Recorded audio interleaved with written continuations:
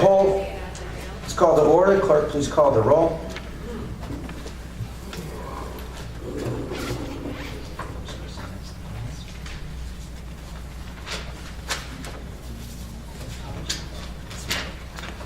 Mrs. Belinsky. Present. Mr. DiGiacinto. Present. Ms. Dolan. Present. Mr. Donchez. Present. Mr. Bashuti. Present. Mr. Reynolds. Present. Mr. Evans. Present. So one item on the agenda, and that's we will be receiving tonight an update on steel stacks. The presentation to be given by Mr. Parks, President of Arts Quest. The administration is not present, so I'll turn to you, Mr. Parks, and hand you the floor.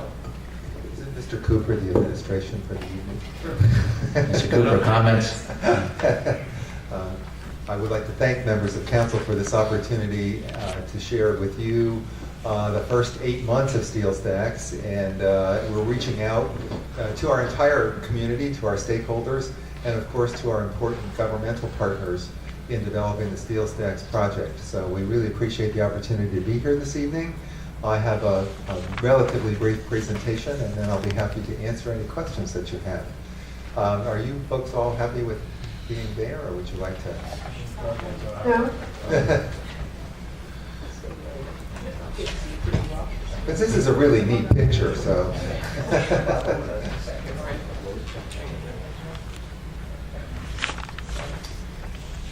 This is basically the information in this report is from when we opened on April 15th through December 31st of 2011. That, of course, is one of the 4 major art pieces on the campus, and when they appear in a picture, I'll reference them so you can see them. There's over $750,000 worth of public art on the Steel Stacks campus. The most major piece here is the $400,000 bridge, which was made of Corten steel, which was, of course, a product that was developed by Bethlehem Steel. It's 78 feet long and has a 34-foot flame that comes out of it. It was called the bridge by Elena Colombo, a native of Scranton, who lives in Brooklyn, and designed it.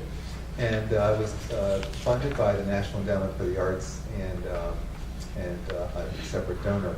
The, of course, iconic Bethlehem Steel blast furnaces are illuminated, and this helps to create a destination and a sense of place, which is why the National Endowment for the Arts supported it and also came here to announce the grant. I always like to say, in order to know where you're going, it's important to know where you've been.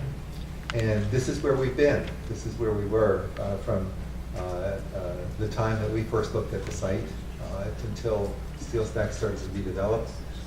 It's important to remember that from the closing of the plant in November 1995 until the opening of the Arts Quest Center on April 15th last year, this area was off limits to the community. It was never publicly accessible. It was wasting away. These are some shots of the before. And this is the shot of what it looks like today. The Arts Quest Center was completed April 15th. We had a dedication ceremony, which most of you attended. We promised that we would create jobs during the construction process. And we created direct and indirect full-time equivalent jobs of 198 during the construction. The economic impact of the construction was $49 million. We exceeded that thanks to the TIF and the funds expended by the Redevelopment Authority, which have developed the streets, the plazas, the visitor center, the Levitt Pavilion, and so on. The economic impact has been well exceeded over the $49 million originally predicted. By the way, the second piece of sculpture is this neon sculpture called Transformation. It was designed by Stephen Antonakis, who is a resident of Manhattan. He is an 80-year-old Greek immigrant who is the world's most renowned neon sculptor. We are very proud to have his work on the facade of the Arts Quest Center. His work is on the Bari, Italy airport. It's on the Bank of Greece, which may not be a big claim to fame right now. Several buildings in Los Angeles and Tokyo and so on, but we're very happy that we have a piece of his work here. The impact from operations, we had projected that we would create 100 jobs, and the actual number of people who work in and around the Arts Quest Center is 142 full-time equivalent positions. That includes ArtsQuest employees and our food partner, Aramark. The total economic impact per year was projected, for Steel Stacks, was projected at $38 million. Our projections using the Americans for the Arts Economic Impact tool for the first 8 months was $29 million. So we're very much on par to reach that $38 million in a full operating year. Our cultural impact, our original goal was to offer access to the arts for the Lehigh Valley in music, cinema, festivals, and visual arts. That's part of the mission of ArtsQuest, is to offer access to people regardless of their means or station in life. And we think we've succeeded tremendously with these goals. The Levitt Pavilion opened July 2nd, and our partnership with the Levitt organization and the Redevelopment Authority, this spectacular pavilion located directly underneath the blast furnaces and sited there by Wallace, Roberts, and Todd, who the Redevelopment Authority hired to do the landscaping of the site. We had a total of 219 free concerts at the TD Bank Community Stage, both indoors and outdoors on the first floor level of the ArtsQuest Center. We had 44 live free concerts at the Levitt Pavilion, including the spectacular 4th of July concert by the Allentown Symphony Orchestra. And we presented 109 shows with 174 musical groups in the Music Fest Cafe presented by Yingling during those first 8 months. The cinema was another major goal, to bring a full-time, year-round center for both locally produced and nationally run art cinema, as well as scientific and documentary programming. We now have a 2-screen dedicated art cinema at Frank Banco Alehouse Cinemas. Last year we exhibited 43 feature films and a total of 100 different films, including our popular late-night horror films on Friday and Saturday evenings. That started on April 15th, and we've had overall attendance in excess of 25,000.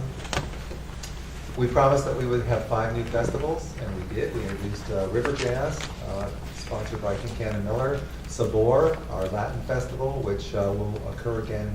River Jazz will occur again in May. Sabor will be in June.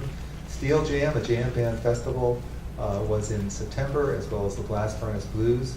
Both of those festivals were during the monsoon period of August and September, and both were not financially successful. Oktoberfest, presented by Yingling, was at the end of the monsoon season. As you can see, people were actually out in the open without a raincoat. Our other festivals that we expanded over into Steel Stacks were Music Fest, our InVision Photo Festival, which is gaining national attention. Of course, our Chris Kindlemar Bethlehem, which had a record season, and Peeps Fest, which also had a record year. This is the third piece of public art on the site. This is the bridge, the Celebration of Life by Salma Arastu. Mrs. Arastu was a resident at the Banana Factory for many years before her husband had to relocate to the San Francisco Bay Area for work purposes. So she now works out there, but this is her work is particularly appropriate for this site. She is a humanist, and this is an aluminum sculpture, actually, of people celebrating. The other piece that you haven't seen yet is called Alchemy, also by Elena Colombo, and I believe that fire sculpture on the Air Products Town Square is coming forward.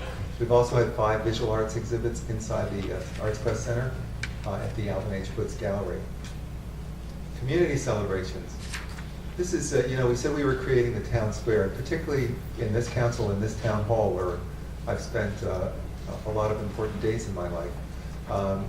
It occurs to me that we've now created a real gathering place for our community.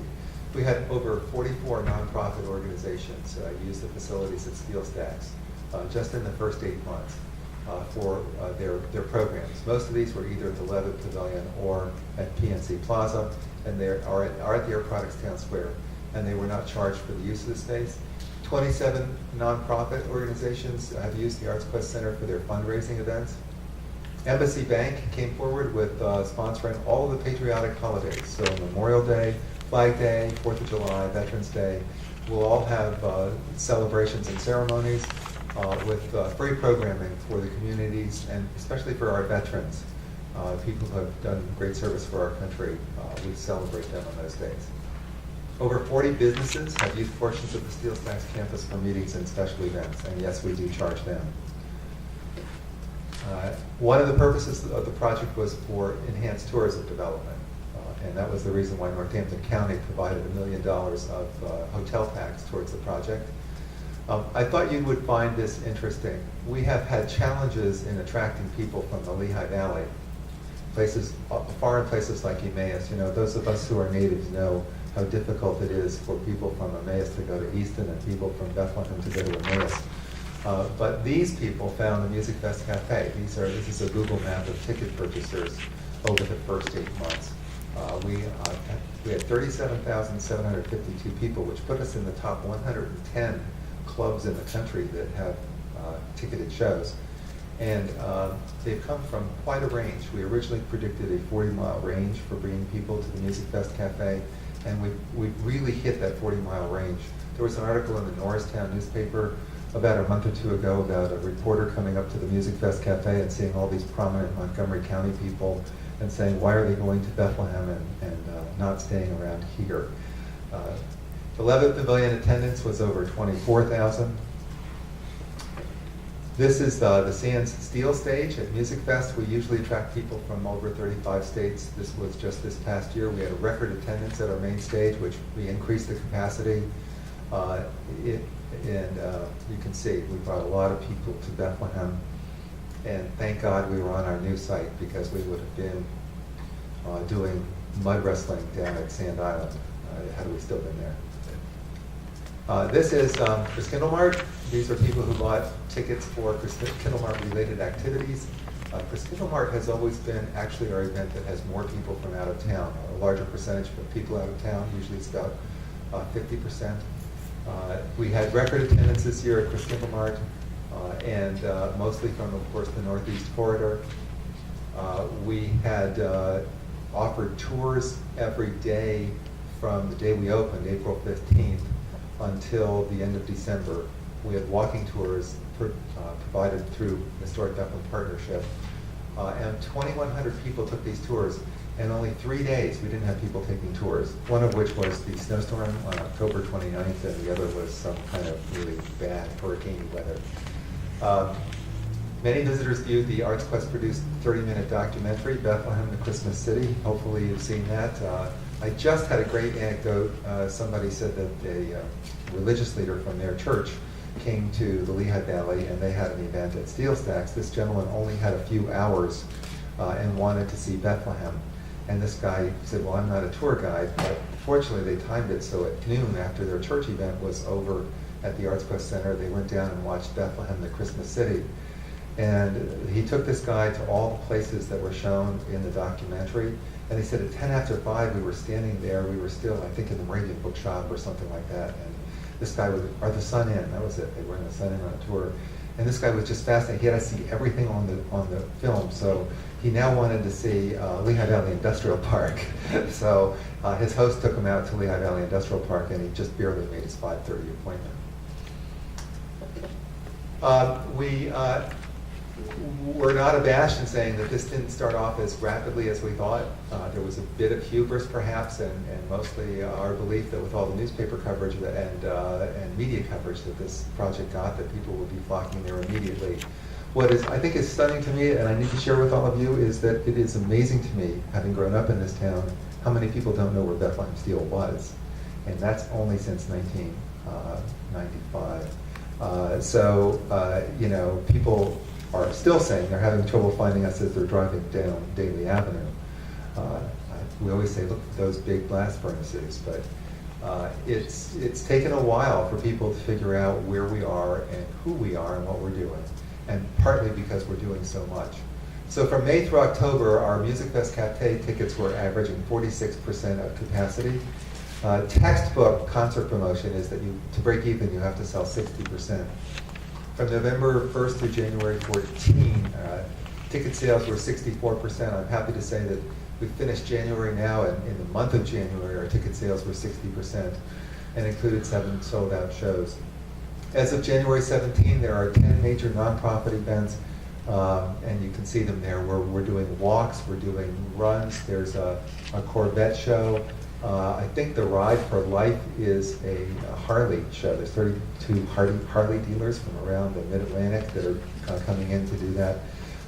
We have tons of nonprofit activities going on there. Plus, we have about already 150 events and activities scheduled inside the Arts Quest Center.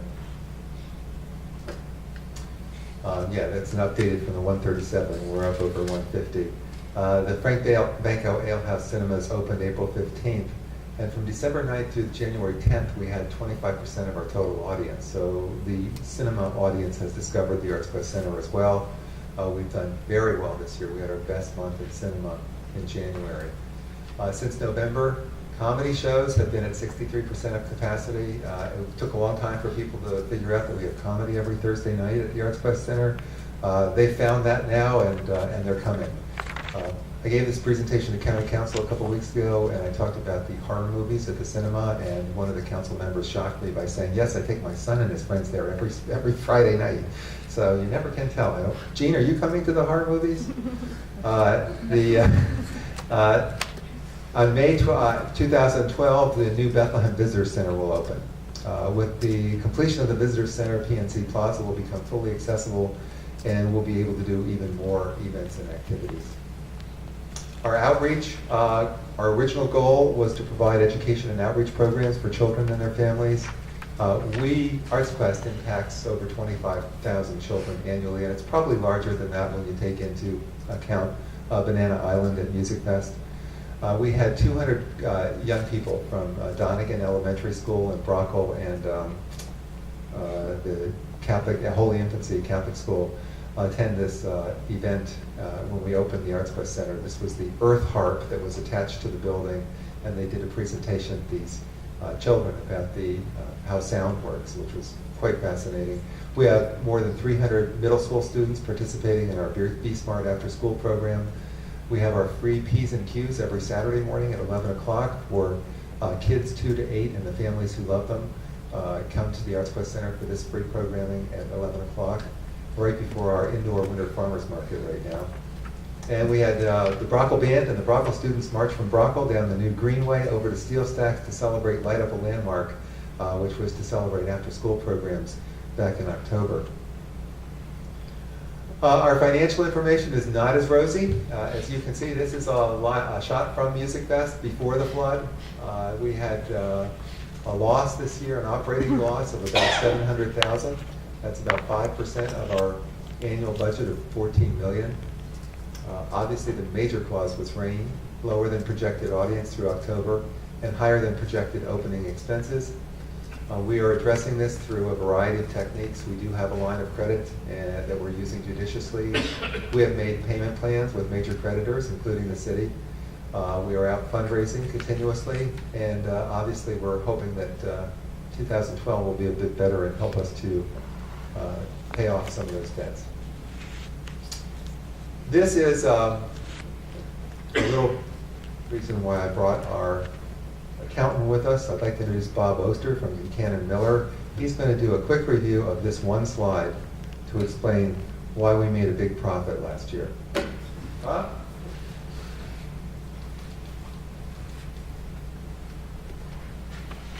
Thanks, Jeff. And the numbers are up there. There was another slide that was presented at the other at the council meeting, and I'm going to try and go through those numbers. This slide is the total cost of the project. We said the project was going to be $26 million. We raised and used $26 million for the building. We also raised money for operating expenses. So the total raise was $32 million, but we still have a long-term debt on the banana factory of $3.4 million, which was part of that $32 million. And we borrowed $4 million from the Lehigh Valley Economic Development Corporation loan pool. We still have $3,750,000 to pay on that.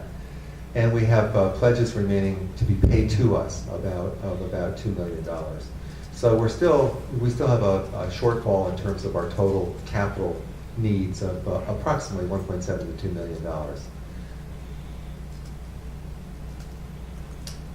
So Bob will explain Oh, that, I see, the slide came out for a different presentation. Well, anyway, you can give them a quick version. I've got it. The other information that Jeff wanted me to present has to do with other fundraising or other funds that are going to be recognized in the financial statements of the organization and in the Form 990 that's going to be filed for 2011. Jeff mentioned the $700,000 operating loss, I would say cash flow loss for the year resulting from the festival and the other activities. Other items that are going to be reflected in the financial statements includes approximately $1.5 million of pledges and other sponsorships for various programs connected to ArtsQuest, whether it's Chris Kindlemark, Music Fest, etc. Those pledges were made in 2011, and I say, again, 1.5 million. That revenue is going to be recognized as income in 2011. Only about $400,000 of cash was collected in 2011, and that's the cash that was represented for and used for the programs in 2011. The remaining $1.1 million will be collected over the next 4-year period for programs specific to and restricted for programs for those specific years. But under accepted accounting principles, the entire amount of revenue of $1.5 million will be recognized and reflected in the financial statements for 2011. In addition, and I'm sure everyone is aware of the fact that the ArtsQuest and its neighbor next door is receiving RCAP funds. And in 2011, approximately $6.3 million of RCAP funds were received by ArtsQuest specifically for the construction of the new facility. Obviously, that will be recognized as support to the organization in 2011. And those dollars which are received on a reimbursement basis were reimbursements for construction costs relative to the facility. So on the balance sheet of ArtsQuest in 2011, we will see the new facility, the building, and all of the improvements. The offset to that is the revenue, and the only other offset to that is some depreciation on the building. So you're going to see $1.5 million of revenue from pledges and sponsorships as revenue, $6.3 million as support to the organization for the reimbursement on the facility, and this will all be recognized as income in 2011. In addition, you'll see the $700,000 operating loss. We are still closing the books, or ArtsQuest is still closing the books on 2011, and we should be beginning or commencing the audit sometime within the next 2 to 3 weeks. Once the financial statements are completed, they'll be issued along with the Form 990. But I think we wanted to make sure that everybody recognized that although the cash flow loss was what it was and what it is estimated to be, in addition, we have the additional 1.5 and 6.3 in revenue or support that's going to be recognized in 2011. I believe there's also some additional RCAP funds that will be recognized in 2012. Again, it's on a reimbursement basis, and my understanding is that the application for those funds is either being prepared or has been prepared and submitted, and we're waiting for the answer on that. So we just wanted to make sure that everybody understood that when the statements come out at the end of the year, these other numbers are going to be represented in those financial statements, in addition to the operating loss for 2011. I hope that helps. My concern is that we're out here crying cash flow issues. It's not really poverty, but cash flow issues. And it's going to look like we got all these millions of dollars. We did, but they're in the building or they're unpaid to us yet. 2012 is a new year. We are continuing with virtually every program that we started last year in some either new or modified form. We are going to continue. We have our Winter Farmers Market. We actually drew over 600 people to the Winter Farmers Market on 2 occasions already.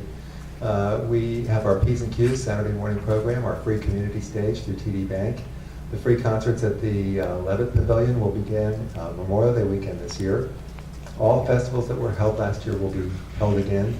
2 of the festivals, the Steel Jam and Blast Furnace Blues, will be smaller than the original footprint and held primarily inside the ArtsQuest Center building. 2011 programs being continued, of course, for the Music Fest Cafe, where we'll have 150 to 175 concerts. The cinema program will include independent, foreign, documentary, and scientific films. We also have a couple new programs we're hoping to announce very shortly with the cinema. And we have our popular weekly comedy series that's going to be continued. Other new programs include cabaret shows in the Fowler Blast Furnace Room, quarterly family theatrical and scientific shows, an indie rock festival, which we just announced to great applause, actually, in the cyber world at the end of March, and a dynamic new lecture series, Understanding Our World. We'd like to thank everybody, including council, the city, and everyone listed there, and especially our volunteers and our staff who worked amazingly hard this year. I think if you ask any member of our staff right now whether they want to join an organization that's doing a startup, they'll probably say no. But it's been, let's just say, a dynamic and interesting year. I thank council for your attention, and we'll be happy to answer any questions that you have.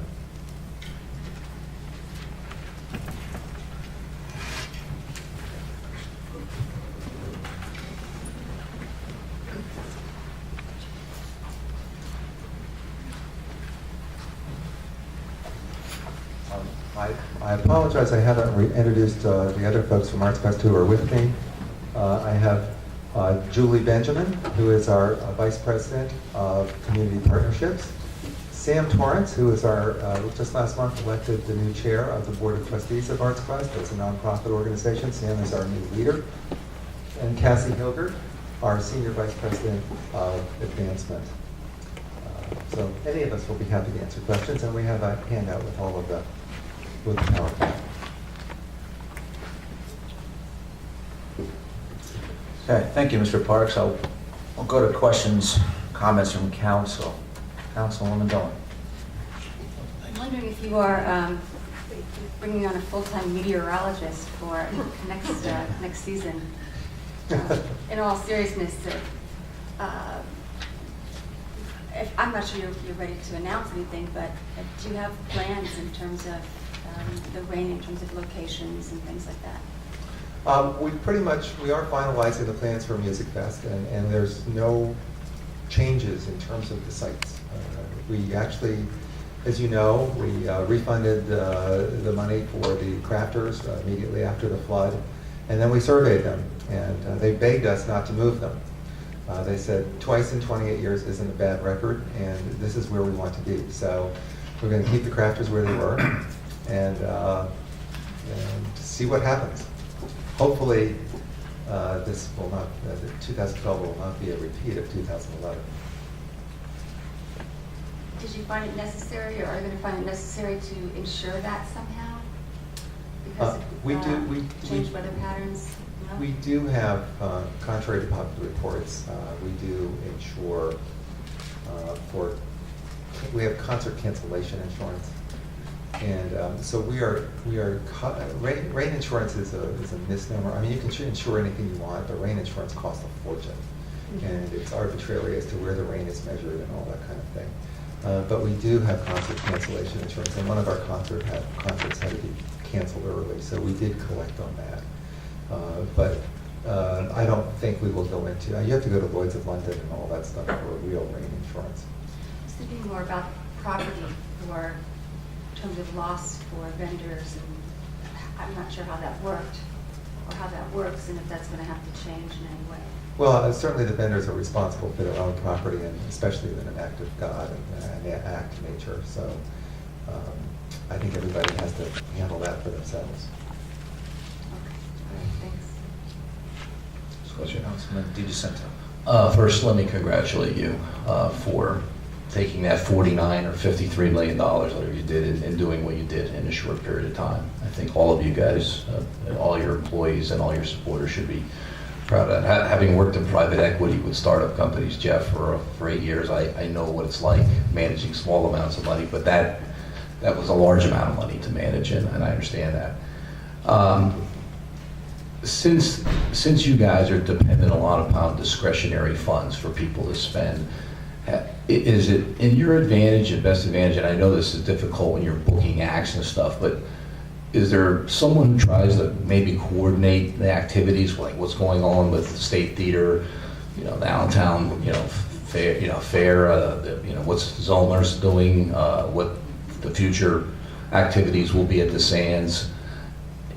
You can see where the competition is there and we're brewing. I mean, is there that type of coordination that's available or it could be done? Or is it impossible? You're not the first person to ask that question. In a perfect world, that would be great. But the way the business operates is that you put in offers. We always have, this time of year, we have offers in for 10 nights. We have a 7,300 seat venue that we only have 10 nights of the year. So we have offers in and they come and they go. I can tell you who's on that today, but I won't because half of them won't happen. And if we tried to coordinate that, even with the Allentown Fair, it would just be impossible. We change those offers weekly. We look at what we think we can offer to the community. We have a different footprint than the Allentown Fair does, and we have a different footprint than what the Sands Event Center will have. There are, the State Theater has built up a certain audience. Symphony Hall has built up a different audience. There are different niches for all of us in this community. The Music Fest Cafe was designed specifically to be a 500 to 1,000 seat venue because that is what we felt that this community could use. And we have developed significant niches there that just, you're not going to see some of these shows anywhere else in the valley. Our competition for the Music Fest Cafe is the Sellersville Theater and sometimes the facility in Strasburg. But we don't feel that we're competitive in the Music Fest Cafe, which is most of our shows with most of the venues around here. I'm sure you had lots of firsts this year, some good firsts and some not so good firsts, so I'm sure you're learning from both ends. But is there, as you create the runway for success, and I know you mentioned at some point that you had the last 2 months were pretty good, I know the last months, and I know you need a little bit more to prove that going forward, but do you guys watch any indicators other than attendance that have some impact on whether you're oversaturated in a particular area or? Well, certainly the attendance is indicative of who's learning. And if you saw the Google Maps, it's the reach that we watch as well. How far are we reaching for an audience and do they perceive there's competition anywhere else? We're reaching all the way into like 15 to 20 miles outside of New York and 10 miles outside of Philadelphia. So the message for those of us here in the Christmas City and the Lehigh Valley is we're much more accessible and convenient with free parking and those kinds of amenities that people appreciate coming in here. That's what we're watching. And so while we'd love to have more people coming from Emmaus, the fact that they're coming from southern Montgomery County says a whole lot about how more accessible we are than going into West Philadelphia. Our competition there is the World Cafe, which we've said is what we patterned the venue after. Going into 2012, and again, going back to the startup concept and all the effort and money that you put into the organization and to the building so far, are you anticipating anything more in 2012, or are you just going to run with what you have? What we have is quite a bit. No, I know you do. That's what I'm saying. I understand that. So I think you're just going to try to create more with what you have, is what I guess. Absolutely, Okay. because people are discovering it every single day. And as I said, we look at the calendar now. I just looked at the calendar to book. We have 5 days available in the blast furnace room in both April and May. 5 days that we can book something in April and May. I mean, it's ridiculous. It's ridiculously wonderful that so many people want to be there and have their community activities there. I think that was a taxpayer question. In your, I know you mentioned a little bit about the finances, and I sort of get why you talked about the revenue being reported versus being actually there in some cases, or used in construction and an asset. Do you, in your business plan or model, do you have a point in time where you show cash flow break even, or is that really hard to pin down based on the, as Mrs. Dolan brought up, weather issues, or do you build in assumptions of employees, expenses, show costs, downtime? Yeah, we have a budget and a cash flow.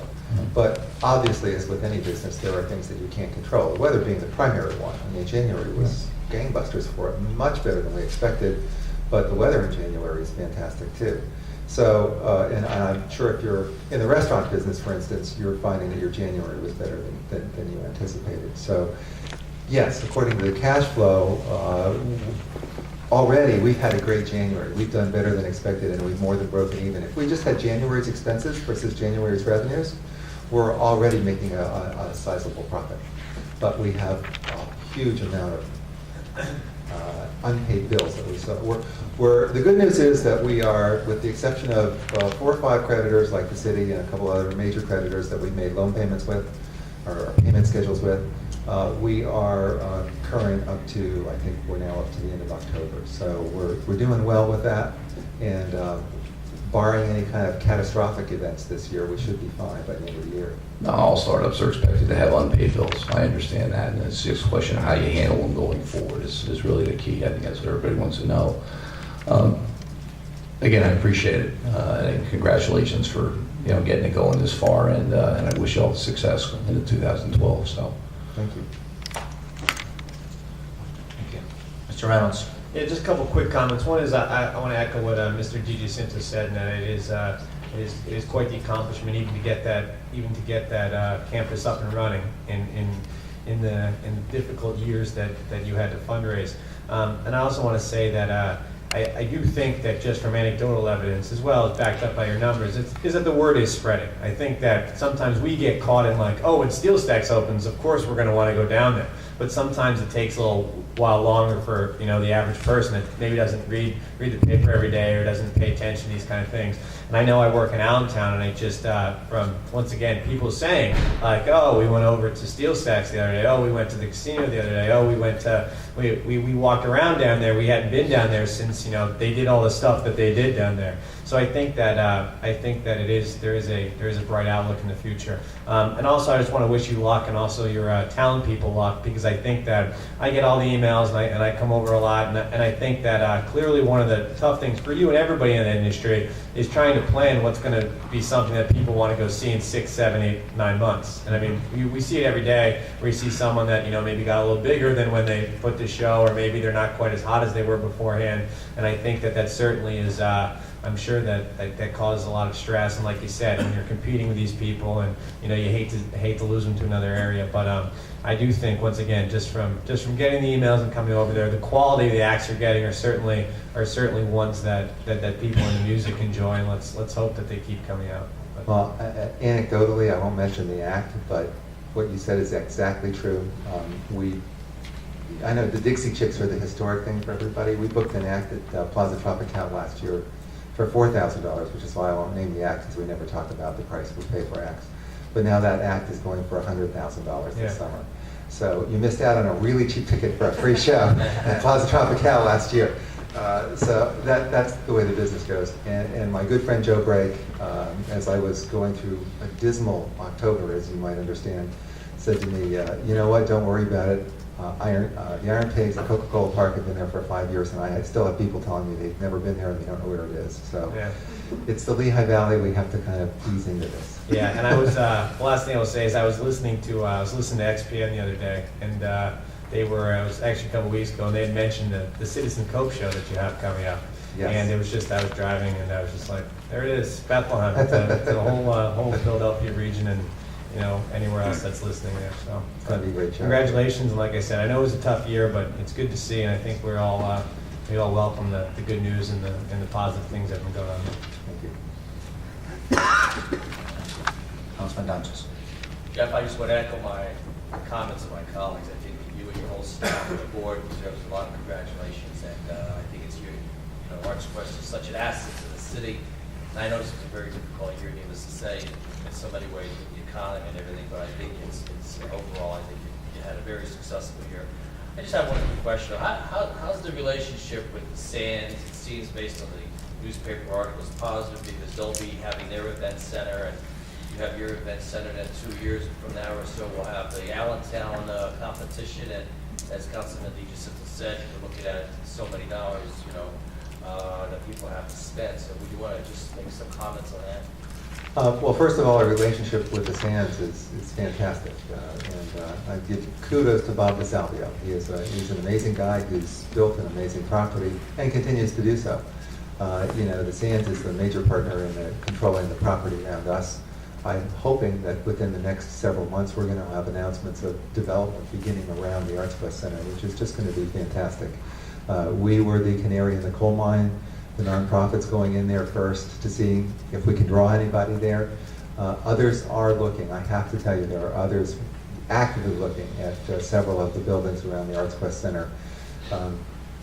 Keep in mind that the redevelopment authority is who we're going to rely on to protect us in terms of parking, because without parking we will die too, and parking is going to be the issue. I guarantee you within the next 2 or 3 years that site is just going to explode. And I will also tell you that you talk to Loopers, and they're our biggest fan. Their business has gone up 33% this year because of steel stacks being there, and they'll tell you that. So we have a great relationship with the Sands. We are, we've sat down and met with Bob and the team on the Sands Event Center. We've had the discussion about, do we coordinate what we're booking, and it's just not possible in the industry. But that's fine, we wish them well. We are creating a destination here in Bethlehem. That's our goal, that's what's going to happen.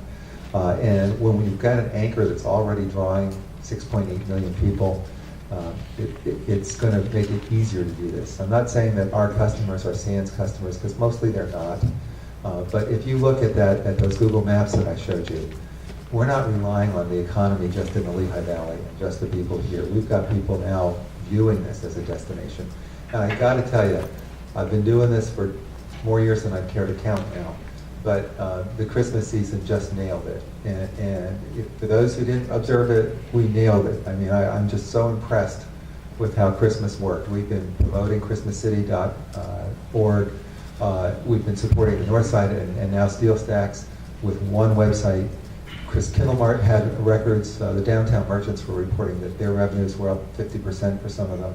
It was a win-win-win. We are creating what just a few years from now is going to be a major destination on the East Coast, and that's Bethlehem, PA.